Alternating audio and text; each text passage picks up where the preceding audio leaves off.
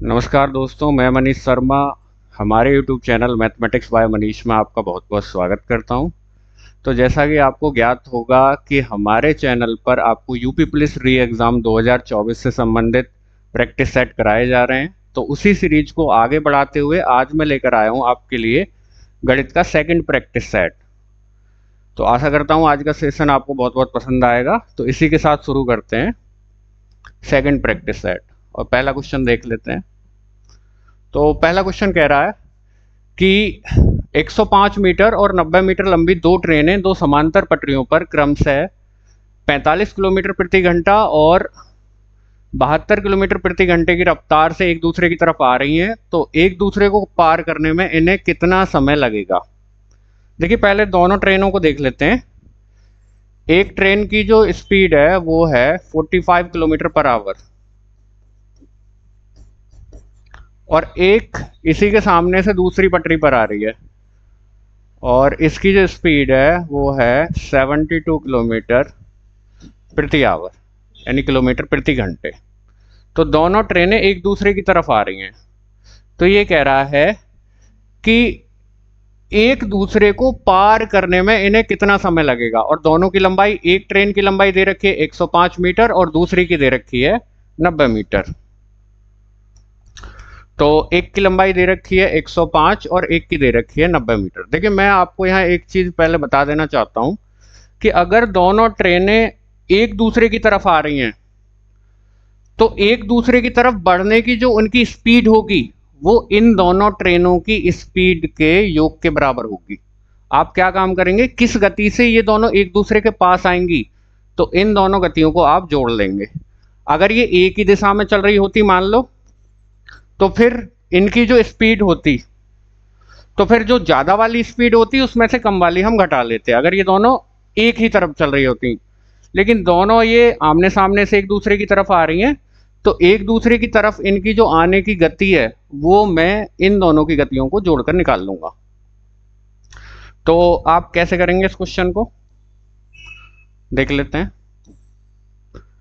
तो दोनों ट्रेनों की संयुक्त स्पीड क्या होगी, दोनों ट्रेनों की संयुक्त गति, संयुक्त का मतलब है कि एक दूसरे की तरफ किस स्पीड से आ रही हैं।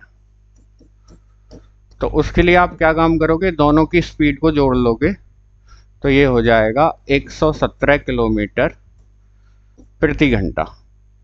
अब आप यहाँ जो ट्रेनों की लंबाइयाँ आपको दे रखी हैं 105 मीटर और 90 मीटर दे रखी हैं, तो आपको पहले इस किलोमीटर प्रति घंटे को मीटर प्रति सेकंड में बदलना पड़ेगा। तो इसके लिए आप जानते होंगे 117 में आप 5/18 की गुणा कर लेंगे 5/18 की।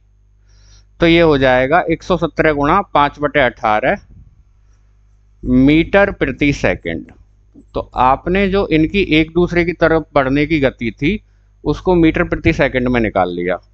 अब ये पहले से ही आप जानते हो, ट्रेनों के विषय में ऐसे क्वेश्चंस आपने करे हुए होंगे पहले, कि अगर कोई ट्रेन किसी पोल को मान लो पार कर रही है, अगर कोई ट्रेन किसी पोल को पार कर रही है तो उस पोल को पार करने के लिए ट्रेन को अपनी लंबाई के बराबर चलना पड़ता है पार करने के लिए।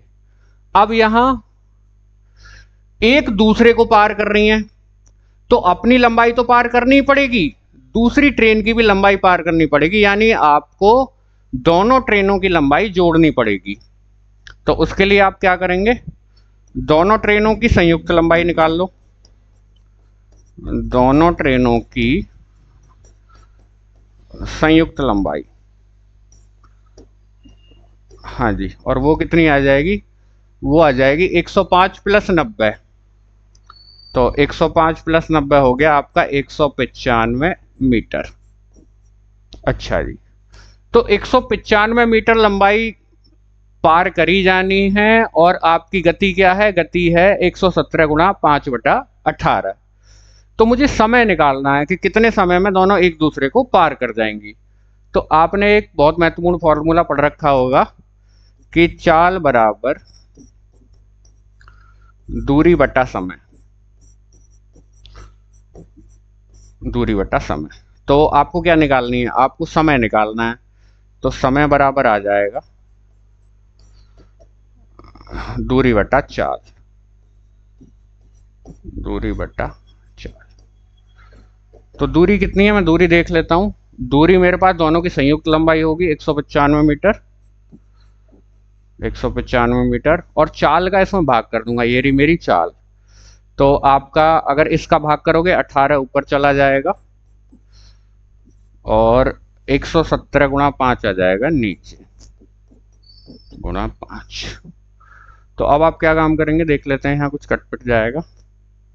तो 5 से ये कट जाएगा 39 बार, क्योंकि 40 पंजे 200 होते हैं। अच्छा, और 3 तिया 9, 9 तिया 27, ये इससे कट गया 3 बार, और 3 छिक्के 18। तो आपका जो समय है वो समय आ जाएगा 6, और ये मीटर प्रति सेकंड में आप निकाल रहे थे, तो ये जो समय आपका 6 सेकंड होगा। बढ़ते हैं अगले क्वेश्चन की तरफ। देखिए अगला क्वेश्चन क्या कह रहा है कि एक पंखे को 1200 रुपए में बेचकर संजय 200 रुपए की हानि करता है, कितने में बेचने पर उसे 10% का लाभ होगा। तो आपको दिखाई दे रहा है कि अगर संजय 1200 रुपए का पंखे को बेच देता है तो उसे 200 रुपए का घाटा हो रहा है, यानी लागत मूल्य क्या होगा, पंखे का लागत मूल्य। अब आपको दिखाई दे रहा है कि 1200 का बेचने पर 200 रुपए का नुकसान हो रहा है उसको, तो लागत मूल्य होगा 1200 प्लस 200, यानी 1400 रुपए। 1400 रुपए लागत मूल्य होगा पंखे का। तभी तो अगर वो 1200 में बेच देता है तभी तो उसको 200 रुपए का घाटा हो जाएगा। अब कह रहा है कि कितने में बेचने से उसे 10% का लाभ होगा। अगर उसे 10% का लाभ करना है तो उसे लागत मूल्य के 110% पर बेचना पड़ेगा। लागत मूल्य के 110% पर बेचना पड़ेगा अगर 10% का लाभ करना है, और अगर हानि करनी होती तो 90% पर बेचता, लेकिन उसे 10% का चूंकि लाभ चाहिए तो लागत मूल्य का 110% पर उसे बेचना पड़ेगा। तो आप क्या काम करोगे, हाँ लाभ निकालना है, नहीं मूल्य निकालना है कि कितने में बेचने पर। तो विक्रय मूल्य निकालना है लाभ के लिए, विक्रय मूल्य निकालना है, अभिष्ट जो भी आएगा। तो आप 1400 का 110% निकाल दीजिए, तो ये इससे कट जाएगा, और 1400 प्लस 140, इसका सही आंसर आ जाएगा आपका 1540 रुपये। तो अगर वो पंखे को 1540 रुपये पर बेचेगा तो उसे 10% का लाभ होगा। एक आसान सा क्वेश्चन है। चलते हैं आगे। आगे कह रहा है यदि 10 पुस्तकों का विक्रय मूल्य 12 पुस्तकों, देखिए ध्यान से पढ़िए क्वेश्चन को, यदि 10 पुस्तकों का विक्रय मूल्य 12 पुस्तकों के क्रय मूल्य के बराबर है। मैं क्या काम कर रहा हूं यहां, मेरे पास 10 पुस्तकों का विक्रय मूल्य बराबर आ रहा है 12 पुस्तकों के क्रय मूल्य के, तो मुझे लाभ प्रतिशत निकालना है। देखिए हम क्या काम कर रहे हैं, हमने 12, मतलब मैं सपोज करो मैं पुस्तक विक्रेता हूं और मैंने क्या काम किया कि मैं 12 पुस्तक खरीद कर लाया, और 12 पुस्तक मेरी कुछ भी सपोज करो 1000 रुपए की आ गई, और मैंने उनमें उसी कीमत में 10 निकाल दी, 10 बेच दी, तो 2 मेरे लिए बच गई। मैं क्या काम कर, मैं कुछ यहां से समझाता हूं आपको कि मैं खरीद कर लाया, मैं दुकानदार हूं, मैं हूं खुद दुकानदार, आप ध्यान से देखना जरा, दुकानदार हूं और मैं खरीद कर लाया 12 पुस्तक जो मुझे अपनी दुकान से बेचनी है। और मैंने क्या काम किया, सपोज करो वो X रुपए की आई हैं, मान लो वैसे ही मान लेते हैं X रुपए की आई हैं। अब मैंने इतनी इस X रुपए में 10 को बेच दिया, तो अभी मेरे पास मेरे पैसे मेरे पास आ गए जितने भी मैंने लगाए थे इस बिजनेस में, मतलब 12 पुस्तक खरीदने में जो पैसे मैंने लगाए थे ना, वो मेरे 10 पुस्तक बेचकर ही निकल आए। तो अब मुझे 2 पुस्तक यहां मिल गई, मतलब मेरे लिए कितनी बच गई, 2 पुस्तक बच गई। अब मुझे निकालना है कि मुझे कितने % का लाभ हुआ, तो 10 बेचकर 2 का लाभ हो रहा है, 10 बेचकर 2 का लाभ हो रहा है। तो आपको अगर लाभ निकालना है, लाभ प्रतिशत, तो आप क्या कर पा रहे हो, आपको 2 पुस्तकें बच रही हैं 10 पुस्तकों पर, 10 बेचने पर 2 पुस्तकों का लाभ हो रहा है, तो 2/10 इंटू 100 अगर आपको परसेंटेज निकालनी है तो इससे ये कट जाएगा 10 टाइम्स, तो आपका जो लाभ आ जाएगा वो 20% आ जाएगा। तो इसका सही आंसर होगा 20%। आसान क्वेश्चन है। आप प्रैक्टिकल वे में अगर किसी भी क्वेश्चन को उठाकर सोचेंगे, अपनी डेली लाइफ से अगर उसको कनेक्ट करेंगे, तो आपको बहुत बेहतरीन तरीके से क्वेश्चन समझ में आने वाला है। चलते हैं आगे। ये कह रहा है, देखिए कैसा आसान सा क्वेश्चन है। कह रहा है किसी संख्या को 52 से भाग देने पर 44 शेष बचता है।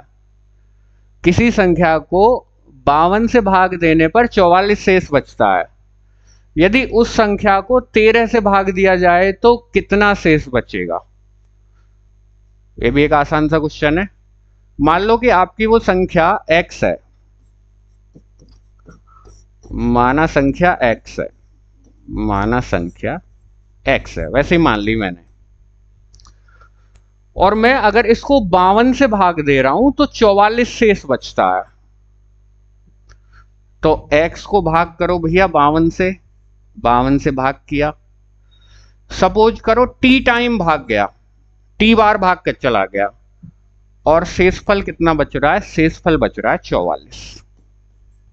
आपने ये करके भी देख रखा होगा कि जैसे 5 को अगर 2 से भाग देता हूं, 5 को अगर भाग दूं 2 से, तो 2 बार भाग जाता है और 1 शेष बचता है।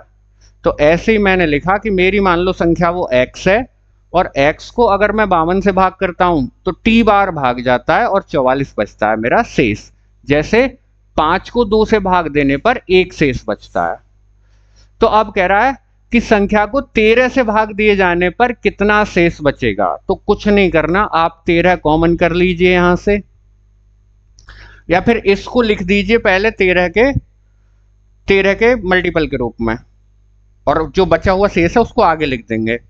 तो ये हो जाएगा 52 इंटू टी प्लस, इसको 44 को अगर 13 से भाग करें तो 13 दूनी 26 और 13 ती 39, तो 13 तिया 39 और प्लस 5। और अब इन पहली दो संख्याओं में से मैं 13 कॉमन कर लेता हूं, तो 13 को कॉमन करने पर यहां से आएगा 4t प्लस 3 और प्लस 5, और मेरा जो इधर चल रहा है वो x ही चल रहा है। तो अब आप एक चीज यहां गौर से देख पा रहे होगे कि आपने x को 13 से भाग किया, इतनी बार भाग गया जितना ये ब्रैकेट लिख रहा है, इतनी बार भाग गया, और शेषफल कितना आया? 5 आया। तो साफ साफ नजर आ रहा होगा कि अगर उसी संख्या को मैं 13 से भाग करता हूं तो मेरे पास शेषफल 5 आएगा। तो इसका आंसर रहेगा आपका 5, क्योंकि ये भी आपका एक इंटीजर है, ये भी इंटीजर है, ये भी इंटीजर है, तो इतने टाइम भाग गया और आपका शेषफल आया 5 यानी रिमाइंडर। बढ़ते हैं आगे। अगला क्वेश्चन कह रहा है कि यदि x is equal to square root of 6 plus square root of 6 plus square root of 6, तो आपको दिखाई दे रहा है कि जो पहले वाला स्क्वायर है वो सभी के ऊपर है, जो दूसरे वाला पहले वाला जो स्क्वायर रूट है वो सभी के ऊपर है, दूसरे वाला जो स्क्वायर रूट है वो भी सभी के ऊपर है अंदर वालों के। तो देख लेते हैं, इसको पहले लिखते हैं क्या है कि x is equal to square root of 6 plus फिर से 6 प्लस 6 एंड सो ऑन, और कहां तक जा रहा है? इनफाइनाइट नंबर ऑफ टर्म्स तक जा रहा है, अनंत पदों तक। तो आप क्या काम करोगे? आप एक चीज नोटिस करोगे कि ये जो इतना हिस्सा आपको दिखाई दे रहा है, या फिर एक तरीका और है, अभी नोटिस भी मत करो, आप दोनों तरफ वर्क कर लो। दोनों तरफ वर्क करेंगे तो इधर हो जाएगा एक्स स्क्वायर, और इधर वर्क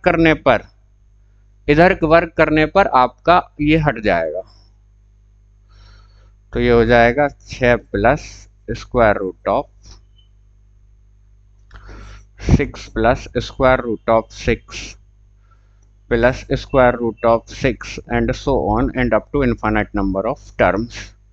तो अब आप इसको देख लीजिए और इसको देख लीजिए, दोनों एक तरीके के हैं, तो इसकी वैल्यू यहां पर आप x रख दीजिए।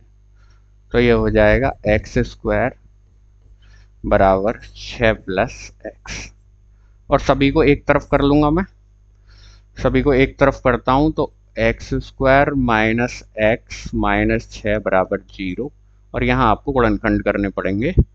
गुणनखंड करें तो x square minus 3x plus 2x minus 6 बराबर 0। x कॉमन कर लेंगे तो x माइनस 3 माइनस 2 कॉमन करेंगे तो x माइनस 3 माइनस 2 कॉमन करेंगे, ठीक है। X square minus x minus 6 minus 3 तो प्लस 2 कॉमन करिए is equal to 0। X minus 3 common कर लो और बचेगा आपका x प्लस 2 बराबर 0। तो यहाँ से x की दो वैल्यू आएंगी, एक आएगा x is equal to minus 2 और एक आएगा अथवा में x इज इक्वल टू 3। तो x के दो मान आ रहे हैं। देखो इस क्वेश्चन को लेकर थोड़ा सा कंफ्यूजन ये रह सकता है कि इसका आंसर आप 3 माइनस 2 देंगे यहां से देखकर कि एक आंसर आ रहा है माइनस 2 और एक आ रहा है 3। लेकिन अगर अंदर आपका पॉजिटिव रियल नंबर है, यानी धनात्मक वास्तविक संख्या है, तो आप लोग एक बात जानते हो कि अगर x आपका r प्लस को बिलोंग कर रहा है तो उसका स्क्वायर रूट ऑफ x सदैव 0 से बड़ा रहेगा। जब सदैव 0 से बड़ा रहेगा तो आपकी ये वाली चॉइस तो ऑटोमेटिकली खत्म हो जाएगी -2 वाली, तो एक ही आंसर बचेगा आपका x इक्वल टू 3। तो इसके ऊपर आप फर्दर डिस्कशन कर सकते हैं आगे भी कि इसका answer x equal two plus 3 आएगा, क्योंकि दो चॉइस हो गई, एक होगी x इक्वल टू -2 और एक होगी x इक्वल टू 3। लेकिन चूंकि इसकी जो वैल्यू है वो कभी नेगेटिव नहीं हो सकती, स्क्वायर रूट की जो वैल्यू है वो कभी नेगेटिव नहीं हो सकती, तो इसका मान आएगा आपका +3। चलते हैं आगे।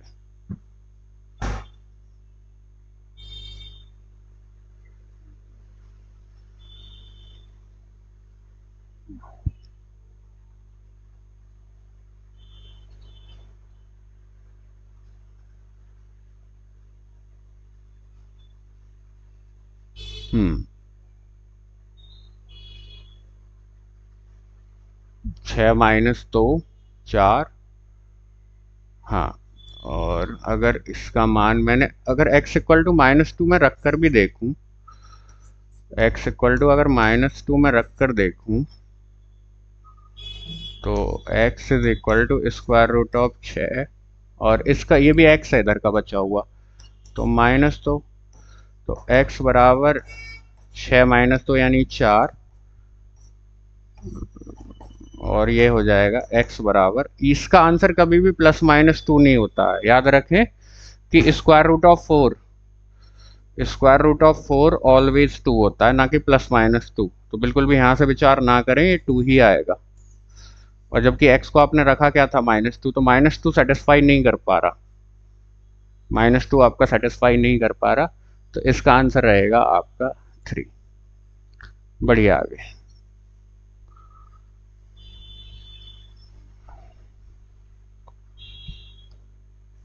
अगला क्वेश्चन कह रहा है ए और बी के काम करने की दर 2:3 के अनुपात में है। उनके द्वारा काम को पूरा करने में लिए गए दिनों का अनुपात क्या होगा। देखिए ए और बी के काम करने की दर है 2:3। 2:3 का मतलब है टोटल 2 + 3 यानी बराबर 5। तो 5 में से 2 हिस्से काम तो करता है ए, एक दिन का ही मान लो, और 5 में से 3 हिस्से काम करता है आपका बी। यानी आपको साफ साफ दिखाई दे रहा है कि एक दिन में अगर मैं लिखूं, एक दिन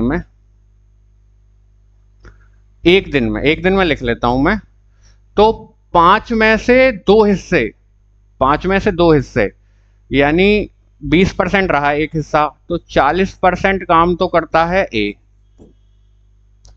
और 60% काम कर देता है बी। ये मान लो कि 40% काम ए कर देता है और 60% काम बी कर देता है।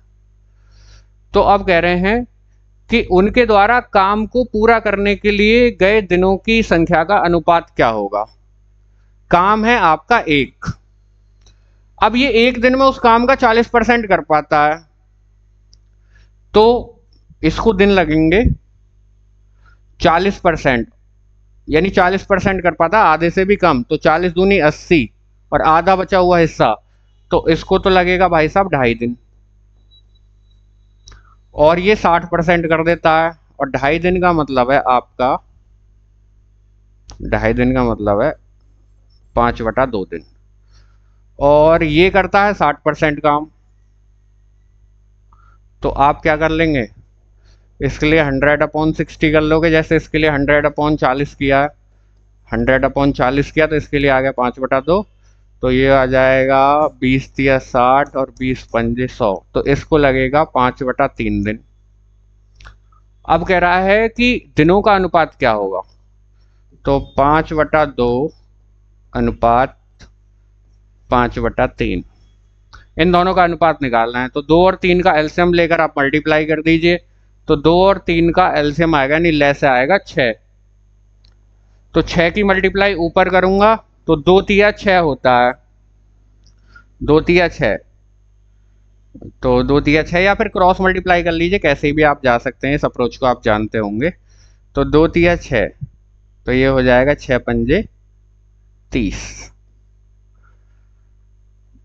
15 हो जाएगा एक्चुअली। अगर मैं 6 की मल्टीप्लाई ऊपर करता हूं तो ये 3 बार काट देगा, 5 तिया 15, और अनुपात यहाँ भी आप 6 की मल्टीप्लाई कीजिए तो 2 बार कट जाएगा, और 5 दूनी 10, और तो 15/10 हो गया। ये आंसर है नहीं, तो आप क्या काम करेंगे, 5 तिया 15 और 5 दूनी 10, नहीं 5 तिया 15, तो 3/2, क्योंकि 5 तिया 15 5 दूनी 10, तो 3/2, तो इसका आंसर आ जाएगा 3/2। और डायरेक्ट ट्रिक ऐसे क्वेश्चंस के लिए आप देख सकते हो कि जो ये आया 2/3, इसी को आप उल्टा कर देंगे तो आपको यहाँ आंसर मिल जाएगा। लेकिन आप इस सवाल को पहले समझें, और अगर ऐसे ही बिल्कुल सेम टाइप का क्वेश्चन मिल रहा है तब आप ये ट्रिक याद रखेंगे। चलते हैं आगे। आगे कह रहा है 2 धनात्मक संख्याओं का अनुपात 3/4 है। आपकी 2 धनात्मक संख्याओं का अनुपात 3/4 आ रहा है, उनके वर्गों का योग 400 है, संख्याओं का योग कितना होगा। 2 धनात्मक, देखिए दोनों ही धनात्मक हैं, दोनों ही संख्याएं धनात्मक हैं, इस बात पर भी फोकस करेंगे क्यों मैंने धनात्मक को गोला किया है। ये कह रहा है 2 धनात्मक संख्याओं का अनुपात 3/4 है, उनके वर्गों का योग 400 है, संख्याओं का योग कितना होगा। तो 3/4 है, तो माना संख्याएं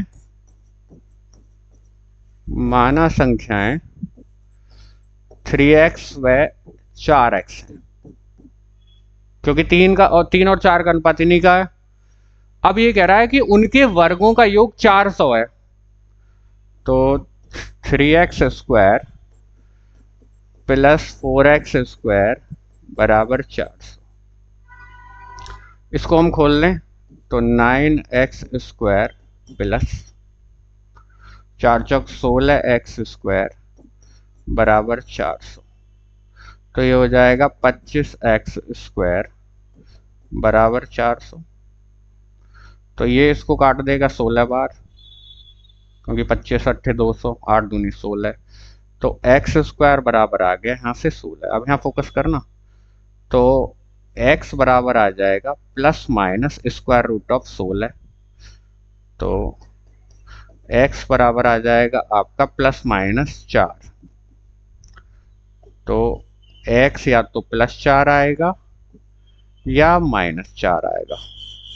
लेकिन यहाँ एक चीज दिखाई दे रही है कि आपकी जो दोनों संख्याएं वो धनात्मक है। अगर मैं गुणा कर लूँ -4 की, तो ये -4 तिया 12 -16 हो जाएंगी, तो मुझे वो वाली चॉइस तो चाहिए नहीं। क्योंकि दोनों संख्याएं ऋणात्मक कर देगा ये -4, तो मेरे लिए ये वाली चॉइस काम आएगी। तो यहाँ से हो जाएगा 4 तिया 12 और यहाँ से हो जाएगा 4 चौक 16, और अगर दोनों का सम कर दूं तो 28 आएगा। ये रहेगा ए क्वेश्चन आपका सही। चलते हैं अगले क्वेश्चन की तरफ। अगला क्वेश्चन कह रहा है कि ध्वनि 330 मीटर प्रति सेकंड की गति से यात्रा करती है। यदि बादलों के गरजने की आवाज बिजली चमकने के 10 सेकंड बाद सुनाई दे तो उसकी दूरी किलोमीटर में कितनी होगी। देखिए मुझे क्या दे रखा है, मुझे गति दे रखी है 330 मीटर प्रति सेकंड। अच्छा, और मुझे क्या निकालनी है, दूरी निकालनी है। किलोमीटर और मीटर हम बाद में देखेंगे। एक फॉर्मूला है कि चाल बराबर दूरी बटा समय, चाल बराबर दूरी बटा समय। तो आपको चाल कितनी दे रखी है जी, चाल दे रखी है 330 मीटर प्रति सेकंड, और दूरी मुझे निकालनी है, और समय कितना दे रखा है 10 सेकंड बाद, तो ये हो गया 10। अच्छा, तो दूरी आ जाएगी 3300 मीटर।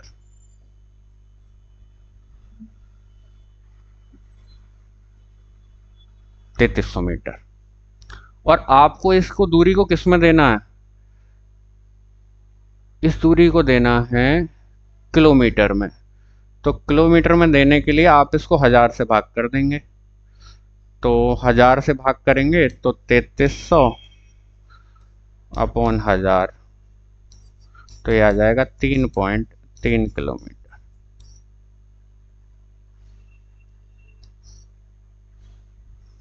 3.3 किलोमीटर। चाल बराबर दूरी बटा समय।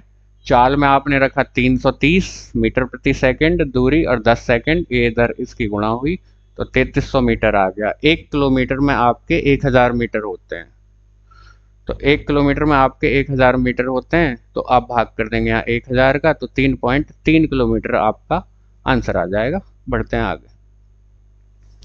कह रहा है कितनी राशि पर 2 वर्ष की R% पर साधारण ब्याज R होगा। तो क्वेश्चन किसका है, साधारण ब्याज का क्वेश्चन है। पिछले प्रैक्टिस सेट में भी हमने किया था। तो साधारण ब्याज का आप फॉर्मूला जानते हो, साधारण ब्याज बराबर मूलधन गुणा दर गुणा समय बटा 100। अब कह रहे हैं कि साधारण ब्याज R ही होगा और दर भी R% है, तो मूलधन निकालना है। तो ये भी इधर R हो गया, मूलधन आपको निकालना है, दर भी R% ही है, और समय 2 वर्ष दे रखा है, और बटा 100। तो ये R से R कट जाएगा आपका, R से R कट जाएगा, और मूलधन के लिए आप क्या करोगे, मूलधन के लिए आपका 100 ऊपर जाएगा और 2 नीचे, तो 50 रुपये आ जाएगा आपका मूलधन। आसान क्वेश्चन है। चलते हैं अगले। अगला कह रहा है कि यदि p² प्लस 1/p² 47 दे रखा है तो p प्लस 1/p का मान क्या होगा। p प्लस 1/p, तो आपने एक फॉर्मूला पढ़ रखा होगा कि a प्लस बी का whole square is equal to a² plus b² plus 2ab।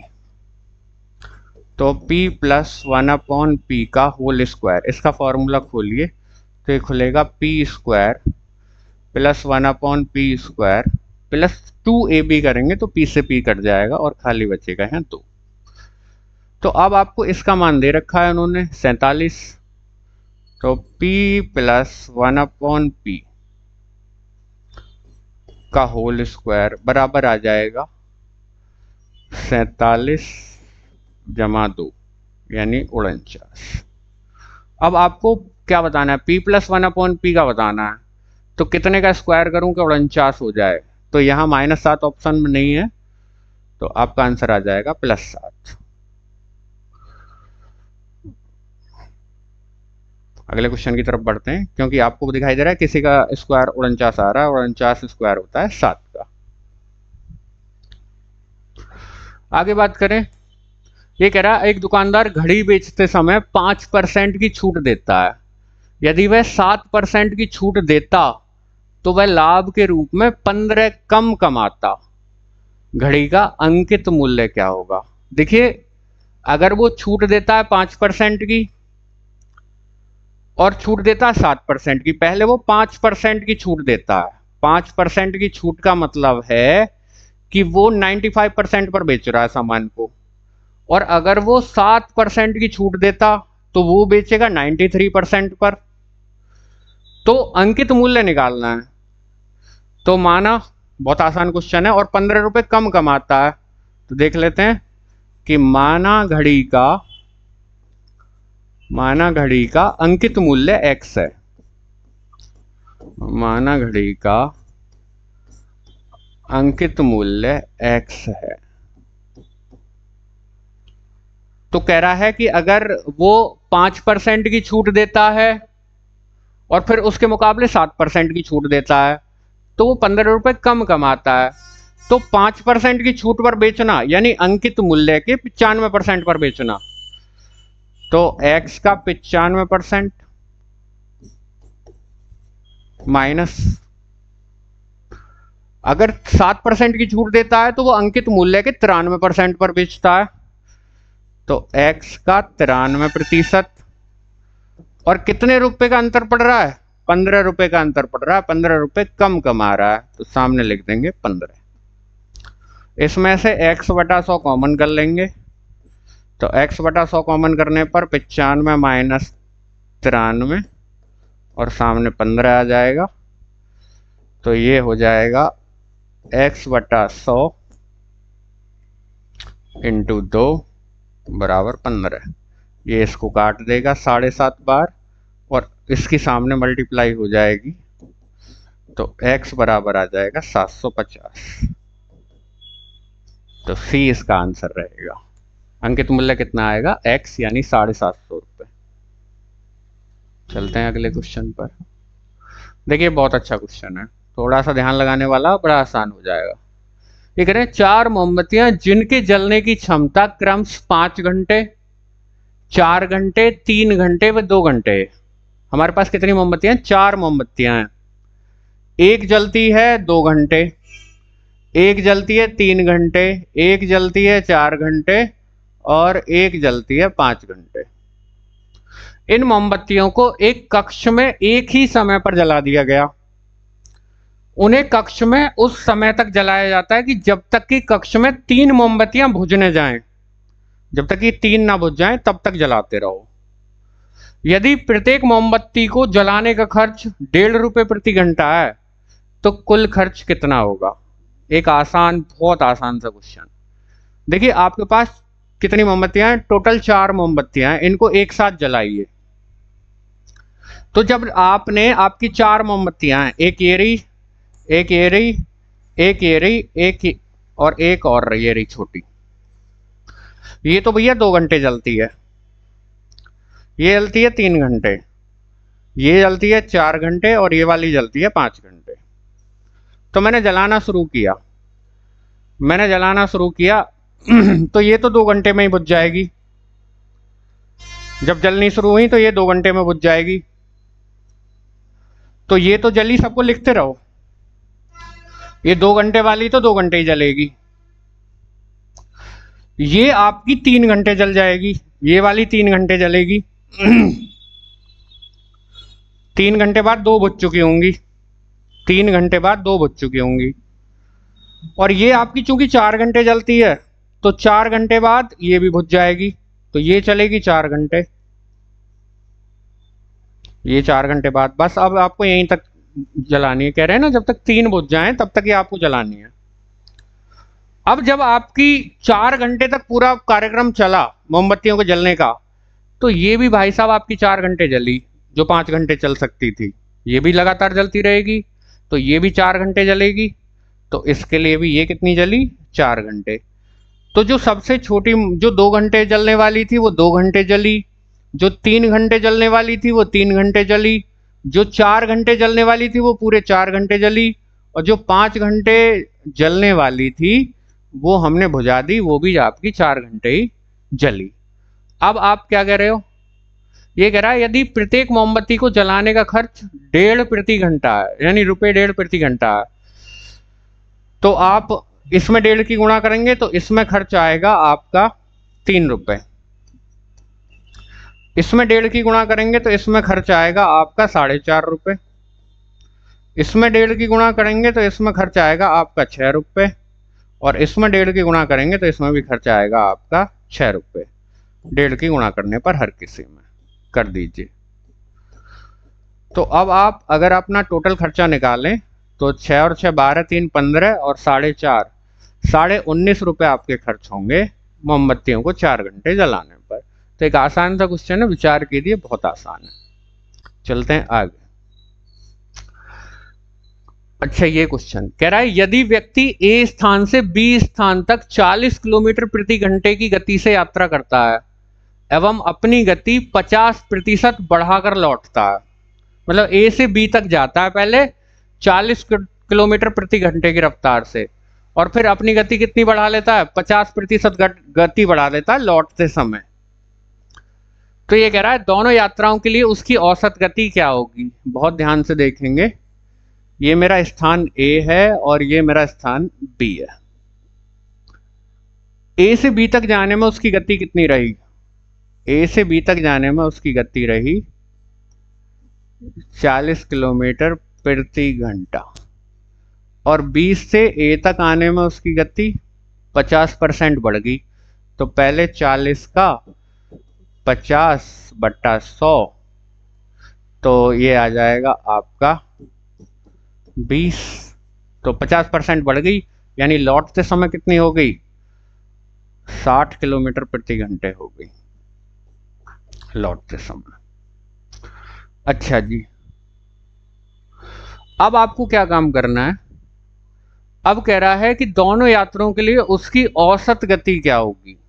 अच्छा, तो मान लो कि वो जाने में भी, ये ए से बी तक की दूरी आप 1 किलोमीटर मान लो, ए से बी तक की दूरी कितनी मान लो, 1 किलोमीटर। तो 1 किलोमीटर ये हुई और 1 किलोमीटर ही वो लौटा, 1 किलोमीटर है बी से ए बी और ए से बी बी। तो आपको क्या, ए से बी तक उसे जाने में समय कुछ लगा होगा, और बी से ए तक, तो आपने एक फॉर्मूला पढ़ा होगा कि चाल बराबर दूरी बटा समय। तो दूरी कितनी तय कर रहा है, दूरी तय कर रहा है, देखो 1 किलोमीटर गया और 1 किलोमीटर लौटा, तो दूरी तो वो कवर कर रहा है 2 किलोमीटर, और आपको समय निकालना है जी। तो समय टोटल कितना निकालना है, ए से बी तक जाने का समय और फिर बी से ए तक आने का समय। तो ए से बी तक आने का समय फिर से यही फॉर्मूला देगा आपको, चाल बराबर दूरी बटा समय। तो यहां से बना लो, समय निकालना है मुझे, तो समय बराबर आ जाएगा दूरी बटा चाल, दूरी बटा चाल। तो दूरी कितनी, 1 किलोमीटर, चाल कितनी 40, तो समय आ जाएगा 1/40 घंटे। और इसके लिए कितना आ जाएगा, इसके लिए आ जाएगा, ये तो ए से बी तक का था, मान लो ए से बी तक का, और अगर मैं बी से ए तक का निकालूं तो इधर निकाल देते हैं, बी से ए तक का समय, बी से ए तक का समय, तो दूरी कितनी कवर हो रही है, दूरी फिर से 1 किलोमीटर ही कवर हो रही है, और समय कितना लग रहा है, सॉरी चाल कितनी रह रही है, 60 किलोमीटर प्रति घंटे। तो ये आ जाएगा 1/60। अच्छा जी, अब समय टोटल कितना हो गया, ए से बी तक जाने में समय लगा 1/40, और बी से ए तक लौटने में लगा 1/60। तो समय को जोड़कर लिख देंगे, क्योंकि ए से बी तक जाने में लगा समय और बी से ए तक, टोटल समय निकल आएगा, ए से बी तक जाने में लगा समय और बी से ए तक आने में लगा समय। तो आपका हो जाएगा 1/40 प्लस 1/60। नीचे आप एलसीएम ले लेंगे, तो एलसीएम ले लो, सपोज करो एलसीएम ले लो या इसकी मल्टीप्लाई कर लो, तो 2 गुणा 40 गुणा 60 ऊपर पहुंच जाएगा और नीचे 40 और 60 जोड़ दिए जाएंगे अगर आप एलसीएम वगैरह लेकर करोगे तो। और इसको ये हो जाएगा 2 गुणा 40 गुणा 60 बटा 100 और आप 2 जीरो काट देंगे तो 4 छिक्के 24 दूनी 48 किलोमीटर प्रति घंटे की रफ्तार आएगी जी। कुछ लोग क्या कर सकते हैं, एक कॉमन मिस्टेक ये हो सकती है कि 40 और 60 का औसत निकाल देंगे, वो 100 आएगा और वो फिर आपका गलत हो जाएगा। आपको ऐसे करके निकालना है। तो आई होप समझ में आया होगा। चलते हैं आगे। कह रहा है 10 लीटर प्रति सेकंड की दर से पानी भरने वाले पंप द्वारा 80 सेंटीमीटर गुणा 60 सेंटीमीटर गुणा 50 सेंटीमीटर आकार का हौज भरने में कितना समय लगेगा। तो पहले आप हौज में क्या निकाल दो, हौज का आयतन निकाल दो। तो हौज का आयतन अगर मैं हौज का आयतन देखूं तो लंबाई गुणा चौड़ाई और गुणा ऊंचाई, तो 80 गुणा 60 गुणा 50, तो 8 छिंग 48 और 48 पंजे आप कर लेंगे 240 और 3 जीरो लगाएंगे 1 2 3,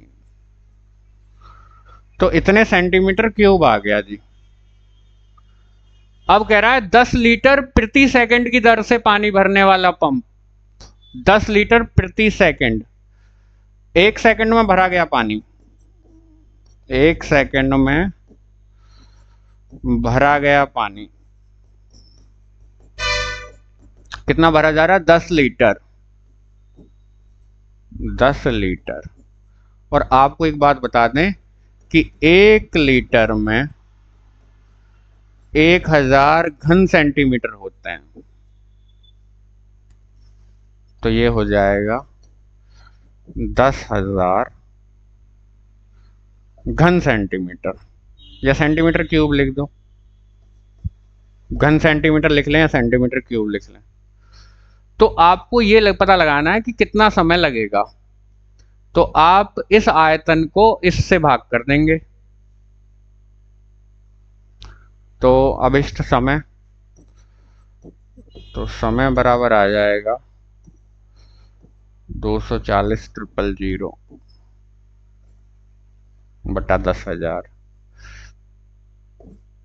तो 4 जीरो कट गई, समय आया आपका 24 सेकंड। ये भी एक आसान क्वेश्चन है, अगर आप फॉर्मूला वगैरह जानते हो तो। लंबाई गुणा चौड़ाई गुणा ऊंचाई, और ये 1 लीटर में 1000 घन सेंटीमीटर होता है।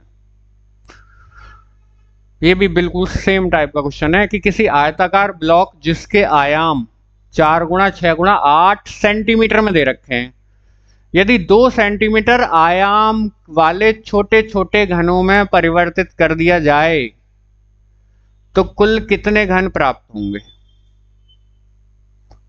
आयताकार ब्लॉक का आप आयतन निकाल दो।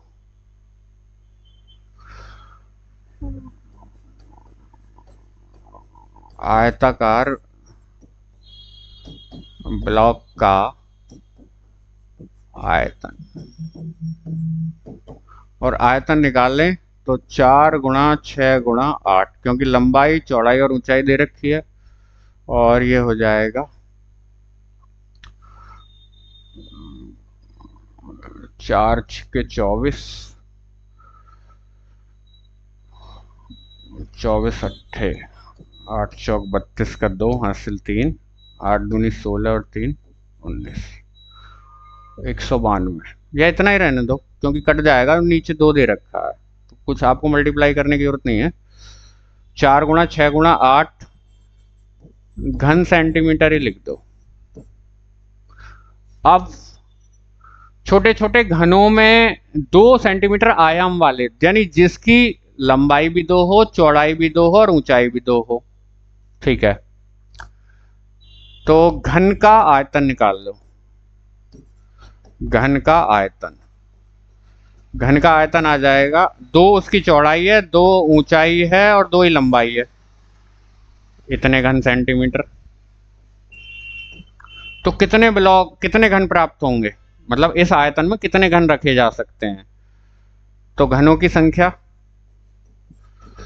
घनों की संख्या बराबर 4 गुणा 6 गुणा 8 और बटा 2 गुणा 2 गुणा 2, तो 2 दूनी 4 दूनी 8, ये आपका आंसर आ जाएगा इसका 24 घन रखे जा सकते हैं जी आपके आयतन के अंदर। चलते हैं आगे। एक अच्छा क्वेश्चन ये कह रहा है, एक परीक्षा में 70% विद्यार्थी पेपर 1 में उत्तीर्ण हुए, 60% विद्यार्थी पेपर 2 में उत्तीर्ण हुए, 15% विद्यार्थी दोनों पेपरों में अनुत्तीर्ण हुए। अच्छा, ऊपर तो देखो उत्तीर्ण दे रखे हैं और नीचे दे रखा है अनुत्तीर्ण। तो जबकि 270 विद्यार्थी दोनों पेपरों में उत्तीर्ण हुए, 270 ऐसे हैं जो दोनों पेपरों में उत्तीर्ण हो गए, तो विद्यार्थियों की कुल संख्या कितनी होगी? आप एक काम करो, आपको देखो ये जो दोनों पेपरों में अनुत्तीर्ण दे रखे हैं, तो आप पहले दोनों पेपरों में, पेपर 1 में अनुत्तीर्ण, पेपर 2 में अनुत्तीर्ण, तो पेपर 1 में अनुत्तीर्ण विद्यार्थी, पेपर 1 में अनुत्तीर्ण निकालें, अनुत्तीर्ण विद्यार्थी कितने प्रतिशत आएंगे? देखो 100% होती है हर चीज, 70% उत्तीर्ण हो गए तो 30% हुए अनुत्तीर्ण। पेपर 2 के लिए निकाल लो, पेपर 2 में अनुत्तीर्ण विद्यार्थी बिल्कुल सेम तरीके से, आपके 60% उत्तीर्ण हो गए तो अनुत्तीर्ण हुए 40, बच्चे हुए 40% हो गए अनुत्तीर्ण। और दोनों में मिलाकर अनुत्तीर्ण 15% ऐसे हैं जो दोनों में ही अनुत्तीर्ण हो गए, तो दोनों में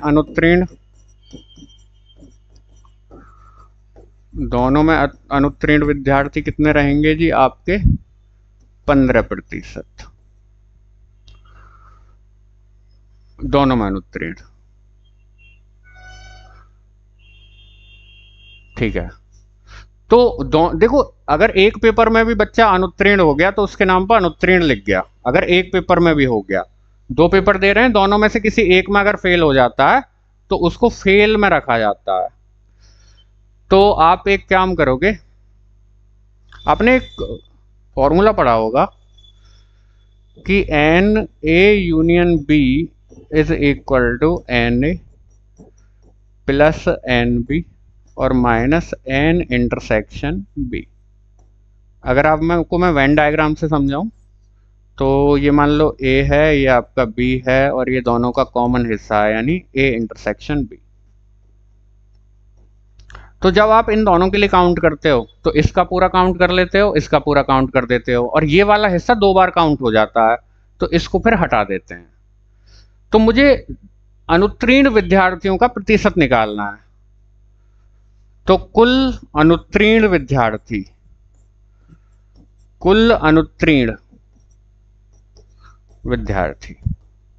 तो पेपर 1 में जो अनुत्तीर्ण हो गए 30%, पेपर 2 में जो अनुत्तीर्ण हो गए 40%, और ये 15% तो ऐसे हुए ना जो दोनों में काउंट हो गए इनमें, तो इसमें से आप माइनस का 15 कर देंगे इस फॉर्मूले से। तो ये कितना आ जाएगा? 30 40 70 हो गया, 70 माइनस 15, ये रहा आपका 55%।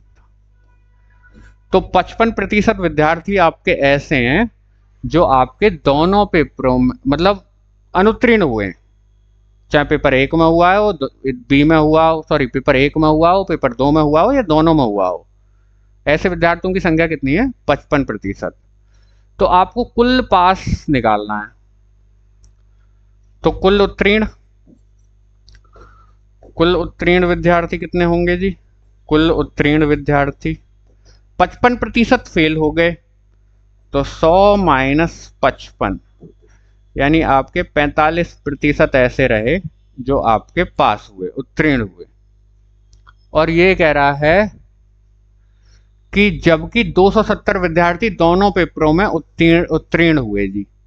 तो ये जो 45% है वो 270 आ रहे हैं। तो अब मैं एक काम कर सकता हूं कि माना विद्यार्थियों की संख्या x है, संख्या x है, तो x का 45% कितना दे रखा है? x का 45% दे रखा है 270। तो x का 45/100 बराबर 270। और 4 छिंग 24, 5 छिंग 30। तो ये इसको 6 बार काट देगा, तो x बराबर आ जाएगा 100 छिक्के 600, यानी 600 आएगी विद्यार्थियों की संख्या। ये फॉर्मूला इससे वेन डायग्राम से भी आपको समझ में आ जाएगा कि अगर कुल निकाल रहे हैं ना कुल, तो उसमें दोनों काउंट हो जाते हैं। अगर एक पेपर में भी कोई सा फेल हो गया तो वो फेल में काउंट होगा, और जो दोनों में फेल हो रहा है वो भी फेल में काउंट होगा। चलते हैं आगे। किसी वर्ग जिसकी परिमिति 48 सेंटीमीटर है का क्षेत्रफल क्या होगा? तो आप वर्ग जानते हो जी, वर्ग आप देख लीजिए, ये आपका वर्ग है। वर्ग की चारों भुजाएं बराबर होती हैं, तो वर्ग की परिमिति का फॉर्मूला आप जानते हो। वर्ग की परिमिति और वर्ग की परिमिति का फॉर्मूला होता है 4 गुणा भुजा, क्योंकि चारों भुजाएं बराबर होती हैं। 4 गुणा भुजा। अब आपकी कितनी दे रखी है? 48 सेंटीमीटर दे रखी है, तो 4 गुणा भुजा बराबर 48 सेंटीमीटर। तो भुजा कितनी आ जाएगी आपकी? भुजा आ जाएगी आपकी 48/4 सेंटीमीटर, यानी 12 सेंटीमीटर। और आपको क्षेत्रफल निकालना है, तो क्षेत्रफल का फॉर्मूला जानते हो आप। वर्ग के क्षेत्रफल का फॉर्मूला, वर्ग का क्षेत्रफल, तो लंबाई गुणा चौड़ाई, और दोनों भुजाएं बराबर हैं, तो वर्ग का क्षेत्रफल होता है भुजा का स्क्वायर, यानी 12 का स्क्वायर। और 12 का स्क्वायर आ जाएगा 144 सेंटीमीटर। तो एक आसान सा क्वेश्चन है बच्चों वाला, देख लेंगे। 144 वर्ग सेंटीमीटर स्क्वायर। चलते हैं आगे।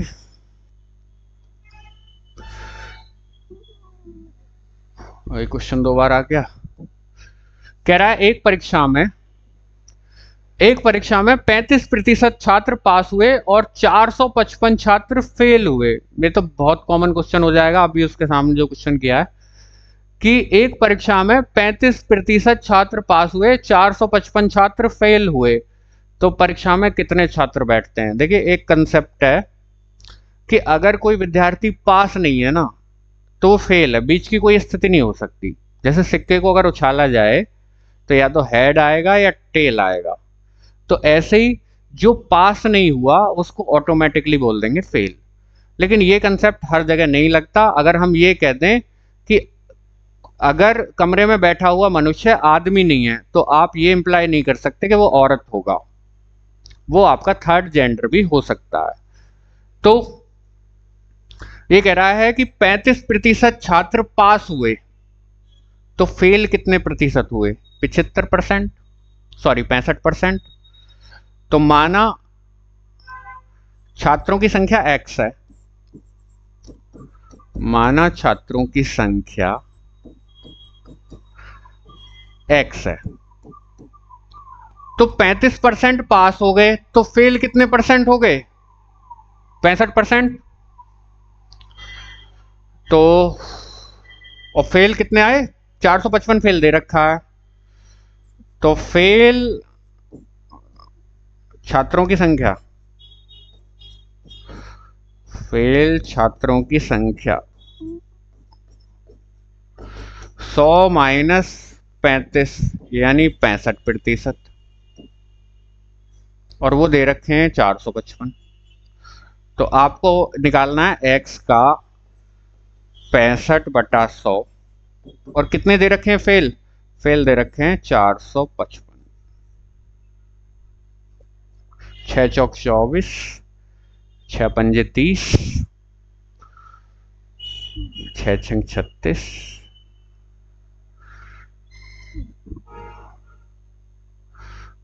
गुणा करके देख लेंगे।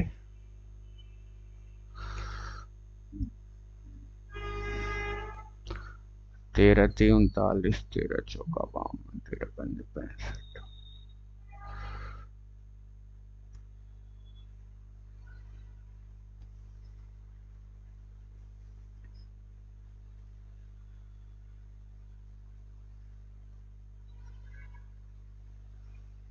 पहले इसको 5 से काट कर ही देख लीजिए और छोटा हो जाएगा। तो ये कट जाएगा 13 बार, 80 और 11 91,